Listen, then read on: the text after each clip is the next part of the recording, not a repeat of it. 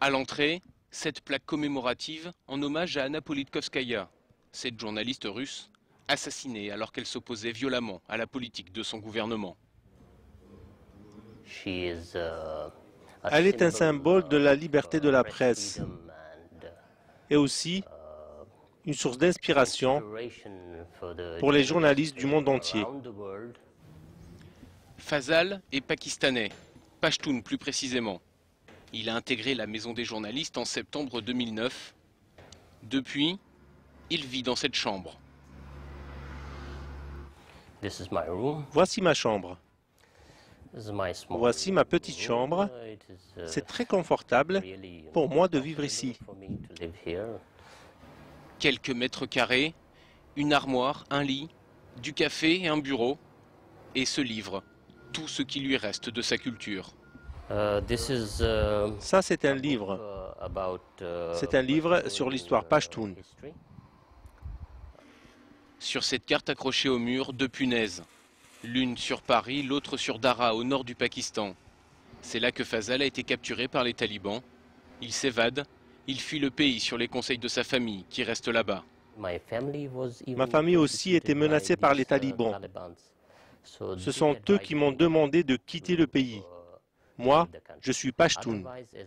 Je n'aurais jamais quitté mon territoire. Mon honneur me l'interdit. Même s'ils m'avaient tué, ça n'aurait pas été important pour moi. Mais ma famille m'a forcé à quitter le pays. Comme lui, ils sont environ 200 journalistes réfugiés à avoir été accueillis par la maison depuis 8 ans. Ils apprennent le français et espèrent. Fazal rêve de monter une radio pour les Pakistanais d'Europe et de faire venir ses 3 enfants.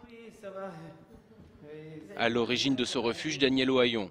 L'objectif, accueillir des journalistes qui ont fui leur pays à cause des persécutions liées à leur métier. Ce sont des journalistes, des gens qui ont été persécutés parce qu'ils voulaient faire le travail de journaliste, parce qu'ils voulaient, informer leur population. Voilà. Et donc, ils arrivent ici, nous on leur dit, vous êtes des journalistes, vous n'êtes pas n'importe qui, vous êtes journalistes, bravo pour ce que vous avez fait. C'est les médias français qui payent cette maison pour reconnaître que vous êtes des journalistes. Donc, ça leur permet de rester des journalistes. Pour rester des journalistes, l'œil de l'exilé. L'œil de l'exilé, c'est le journal en ligne de la Maison des journalistes. Donc, on l'alimente tous les jours, des articles de nos confrères réfugiés. Les réfugiés sont de plus en plus nombreux au fur et à mesure que les droits des journalistes sont bafoués.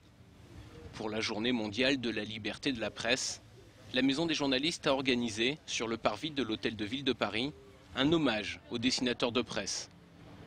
Reporters sans frontières continue de pointer du doigt des pays comme l'Iran, la Corée du Nord ou l'Arabie Saoudite. 168 journalistes sont encore emprisonnés dans le monde.